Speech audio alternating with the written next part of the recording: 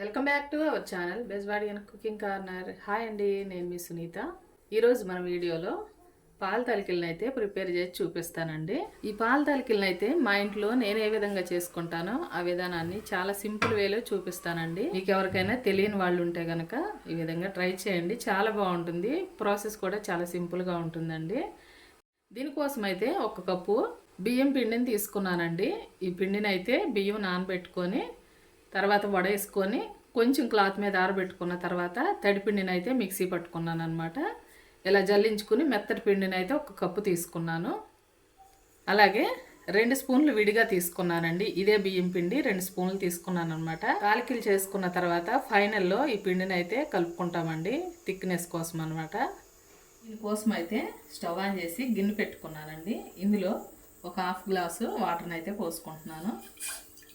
తాలికలు చప్పదనం లేకుండా ఉండటం కోసం కొంచెం చిటికెడైతే సాల్ట్ వేసుకున్నాను, కొంచెం పంచదార వేసుకుంటున్నానండి. ఇప్పుడు ఇందులో కొంచెం నెయ్యి కూడా యాడ్ చేసుకుంటున్నానండి. ఈ నెయ్యి వేసుకోవటం వల్ల తాలికలకి చాలా కమ్మగా ఉంటాయి అన్నమాట. అలాగే పిండి మన చేతులకి స్టిక్కీగా అంటుకోకుండా బాగుంటుంది అనమాట. అందుకోసమని నెయ్యి కలిపాను. వాటర్ అయితే బాయిల్ అవుతుంది. ముందుగా తీసి పెట్టుకున్న పిండిని అయితే ఈ వాటర్లో వేసేసుకుంటున్నాను. ఇలా ఈ వాటర్లో చక్కగా కలిసిపోయేటట్లుగా పిండి అయితే కలిపేసుకున్నాను. ఇలా మంచిగా కలుపుకోవాలండి. కొంచెం గట్టిగా ఉంది కదా, కావాలంటే కొంచెం వాటర్ని యాడ్ చేసుకొని కొంచెం తడుపుకోవచ్చు. కొంచెం కొంచెం పిండిని అయితే తీసుకొని ఇలా తాలికల్లాగా చేసుకోవాలండి. ఇలా అన్నీ చేసుకొని పక్కన పెట్టుకుంటాను. పాలు అయితే మరిగించుకుందామండి.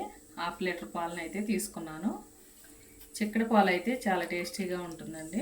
పాలు అయితే మరుగుతున్నాయి కదండి. ఇప్పుడు ముందుగానే ఒక 1/2 కప్పు సగ్గుబియ్యాన్ని అయితే నానబెట్టి ఉంచుకున్నానండి. ఈ సగ్గుబియ్యం కూడా వేసుకొని మరిగించుకుంటాను.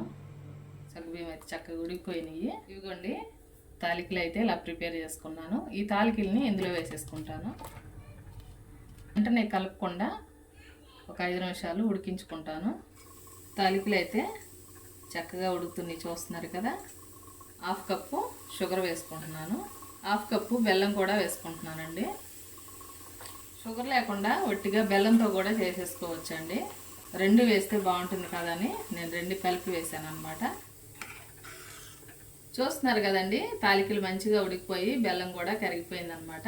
2 స్పూన్లు బియ్యం పిండిని అయితే తీసి పక్కన పెట్టుకున్నాను కదా. కొంచెం వాటర్ యాడ్ చేసుకొని ఉండలు లేకుండా నీట్గా కలుపుకోవాలండి. ఇప్పుడు ఈ పిండిని తాలికల్లో వేసేసుకుంటాను. మంచిగా కలిపేసుకోవాలండి. ఇది వేసుకోవటం వల్ల పాల తాలికలు అనేది కొంచెం తిక్కుగా చాలా బాగుంటుంది కదండి.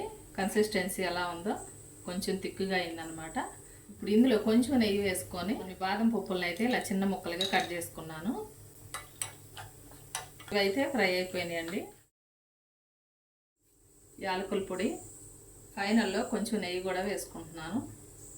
ఒకసారి మంచిగా కలిపేసుకోవాలి. స్వచ్ఛమైన నెయ్యి వేసుకోవటం వల్ల ఈ తాలికలు అనేవి మరింత కమ్మగా ఉంటాయండి. ఇప్పుడైతే స్టవ్ ఆఫ్ చేసుకుంటున్నాను. ఇదిగోండి, ఎమ్మి ఎమ్మి పాల తాలికలు అయితే రెడీ అయిపోయిందండి. ఇందులో కాంబినేషన్గా ముద్దపప్పు నెయ్యి వేసుకుని తింటే కనుక సూపర్గా ఉంటుందండి. నచ్చిందండి నేను చేసిన విధానం. చాలా సింపుల్ ప్రాసెస్లో చేశాను కదా. నచ్చినట్లయితే డెఫినెట్గా మీరు కూడా ట్రై చేసి టేస్ట్ని అయితే ఎంజాయ్ చేయండి. సరేనా, ఈ రోజుకైతే ఇంతేనండి రెసిపీ. మరో మంచి రెసిపీతో మళ్ళీ మీ ముందుకు వస్తాను. మా వీడియోస్ కనుక మీకు నచ్చినట్లయితే ప్లీజ్ ఒక లైక్ చేసి సపోర్ట్ చేయండి. థ్యాంక్ యూ అండి.